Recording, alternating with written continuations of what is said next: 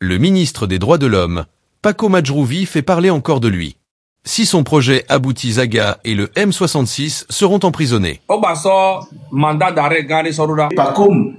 Majrouvi a introduit auprès des services judiciaires françaises une requête d'extradition visant une poignée de militants togolais vivant à l'Hexagone. Tout semble montrer que Paco Majrouvi n'a pas digéré ce que le M66, lui, avait fait subir sur les réseaux sociaux. Il paraît qu'il soit déterminé à faire payer le mouvement du 6 juin à tout prix. Regardez jusqu'à la fin pour tout comprendre. Et j'ai été clair. Moi, je ne peux pas être M66, mais j'épouse l'idée de M66 parce que ce système, aujourd'hui, a besoin de soit changer, dégager ou rénover. Et moi, pourquoi je ne peux pas être M66? Parce que je suis au Togo et les mandats d'arrêt émis sont des mandats internationaux. Aujourd'hui, le 1er septembre, à partir de 4 h du matin, il y a encore un truc qui a été publié. C'est vraiment petit, je ne peux pas me mettre en grand, je ne sais pas si tu peux, mais mandat d'arrêt à matin à 31 et le 1er septembre, il y a eu partagé. Donc, nous le disons, matin sur le dos, pour atteindre les namours, si tu viens au rapport. Par l'intermédiaire d'un de ses ministres de passage en France, le gouvernement togolais a invité les autorités françaises à coopérer en vue de l'arrestation et de rapatriement de certains de ses ressortissants accusés de chercher à déstabiliser le pouvoir de Faure et Gnassingbé.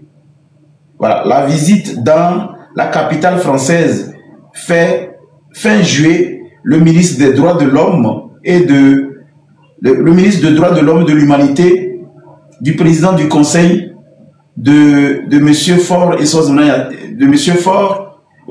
Faure Gnassingbé, Paco Majrouvi, a introduit auprès des services judiciaires françaises une requête d'extradition visant une poignée de militants togolais vivant à l'Hexagone. Cette démarche fait suite à l'émission par son gouvernement au début du même mois d'un mandat d'arrêt international à leur encontre. Ces activistes ont affilié au M66. Et bientôt, va au sport. Va au sport, je vais couper le live. Je vais m'occuper de ce que j'ai à faire. Va au sport, je vais réallumer le live vers 18 h parce que nous avons le coup du affilé. Et j'ai été clair. Moi, je ne peux pas être M66, mais j'épouse l'idée de M66 parce que ce système, aujourd'hui, a besoin de soit changer, dégager ou rénover. Et moi, pourquoi je ne peux pas être M66? Parce que je suis au Togo et les mandats d'arrêt émis sont des mandats internationaux. Mais moi, je suis au Togo, je suis national. On peut me récupérer à tout moment si je dis et j'affirme publiquement que je suis M66. Parce que si le M66 aujourd'hui est considéré par le régime ou le gouvernement ou nos autorités comme étant des enfants qui sont remis pour faire des choses qu'on ne fait pas, je ne peux pas m'affirmer, je ne peux pas me présenter comme M66. Mais je peux recevoir les jeunes de M66 ici en tant que Togolais. Parce que c'est des fils et filles qui se mettent ensemble pour parler. Donc, si je reçois de temps en temps ces jeunes ici, c'est de jouer le rôle du grand frère que je suis. Parce que ces jeunes, presque aujourd'hui, sont en train de réclamer quelque chose que les adultes n'ont pas pu faire. Ces grands politiciens qui avaient la base légale normalement, qui étaient des institutions, n'ont pas pu dire et n'ont pas su le faire. Alors moi, je ne suis pas M66 et je ne peux pas être M66 et je ne peux pas aller chez les M66 tout simplement parce que c'est un mouvement aujourd'hui qui est dans le collimateur du gouvernement et moi je suis au Togo. Connaissant bien mon pays, je ne peux pas me proclamer M66 si je n'ai pas envie de me retrouver attaché à un plafond avec des couilles pendues pendant qu'on est en train de me taper. Je ne vais pas le faire. Mais chaque défense de M66, que ce soit les écoles, les routes, les hôpitaux, que ce soit le système qui approvise, qui tue, qui pille, qui détourne, ce système qui n'arrange que certaines personnes, ces idées, je suis à 100% d'accord sur ces idées. Et je donne non seulement ma caution par rapport au fait que ces gens sont en train de réclamer ce qu'on appelle le mieux vivre.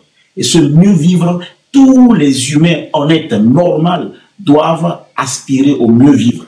Alors quand je vois les jeunes se rassembler à quelque part et qu'on laisse le fond et qu'on prend la forme, je ne peux pas me permettre de ne pas les aider. Parce que si c'est la forme que vous attaquez et vous laissez le fond, alors il faudrait juste qu'on corrige juste la forme pour que le fond prenne une bonne forme. Alors je voudrais passer par ce canal parce qu'on est 1,2 million. À chaque fois, quand ces jeunes-là choisiront ma plateforme pour venir apprendre quelque chose disponible, je dois les encourager. Le Togo secoué par une nouvelle affaire explosive. Selon le média spécialisé Africa Intelligence, le régime de Faure Gnassingbé vient de relancer la France pour obtenir l'extradition d'activistes de la diaspora liés au mouvement M66. Une chasse aux opposants qui dépasse désormais les frontières togolaises. Un pouvoir fragilisé cherche désormais à frapper au-delà de ses frontières. Paris est aujourd'hui directement interpellé. Mais la question est simple.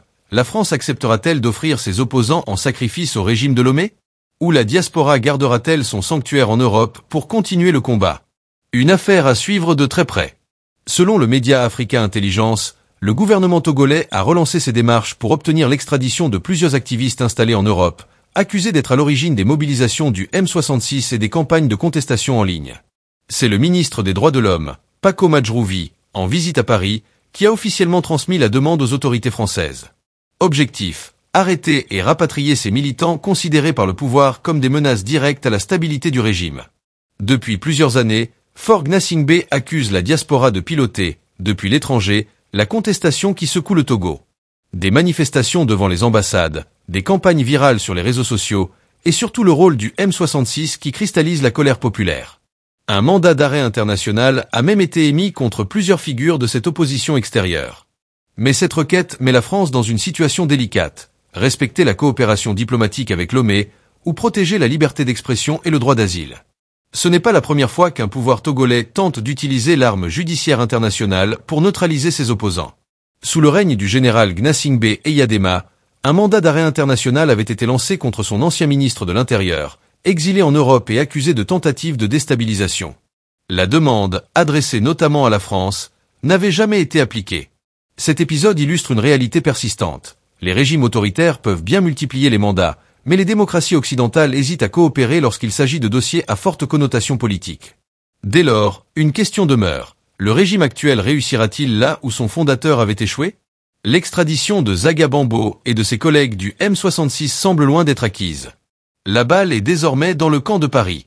Et une chose est certaine, si la France donne son feu vert, ce serait perçu comme une trahison par toute une diaspora qui lutte pour un Togo libre et démocratique. Depuis plusieurs mois, la justice togolaise a déjà émis des mandats d'arrêt visant certains leaders du M66 et d'autres figures exilées connues pour leur critique frontale contre le régime en place. Le pouvoir de Lomé considère ses opposants comme une menace sérieuse, non seulement pour leur capacité à mobiliser la diaspora, mais aussi pour leur influence grandissante sur la population togolaise. Cette demande place la France dans une situation délicate. D'un côté, elle entretient des relations diplomatiques stratégiques avec le Togo, un partenaire historique en Afrique de l'Ouest. De l'autre, elle est tenue par ses engagements en matière de protection des droits humains. Exécuter la demande de Lomé reviendrait à envoyer un signal négatif aux défenseurs des droits humains et à renforcer l'image d'un régime accusé de répression systématique des libertés. Refuser, en revanche, pourrait tendre davantage les relations entre Paris et Lomé. Un pouvoir affaibli par la contestation. Cette nouvelle offensive du régime togolais traduit aussi une fragilité interne. Depuis plusieurs mois, le M66 a réussi à fédérer autour de lui des partis politiques, des organisations de la société civile et même certaines figures issues du pouvoir.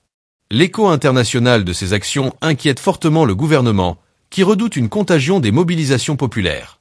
Le fait de cibler les activistes de la diaspora montre à quel point le régime perçoit leur influence comme dangereuse. Mais en tentant de les réduire au silence, il ne fait que confirmer le rôle central de ces militants dans la lutte pour un Togo démocratique. Si le gouvernement togolais espérait fragiliser le M66 en visant ses leaders exilés, cette affaire pourrait au contraire renforcer leur légitimité. Au niveau national, cela démontre que le mouvement inquiète réellement le pouvoir et confirme sa capacité de mobilisation. Au niveau international, l'affaire attire l'attention des médias et des ONG, offrant au M66 une vitrine mondiale et un argument supplémentaire pour dénoncer la répression systématique au Togo. De plus, cette tentative d'extradition pourrait servir de catalyseur pour unir davantage les forces de la diaspora et raviver la solidarité avec les populations restées au pays.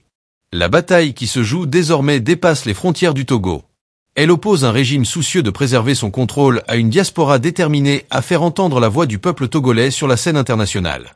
L'issue dépendra en partie de la réaction de la France et de la communauté internationale, mais aussi de la capacité du M66 et des autres forces démocratiques à maintenir la mobilisation.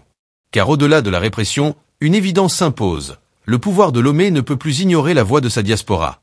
Depuis les années 1990, la diaspora togolaise joue un rôle crucial dans la dénonciation des dérives autoritaires du régime.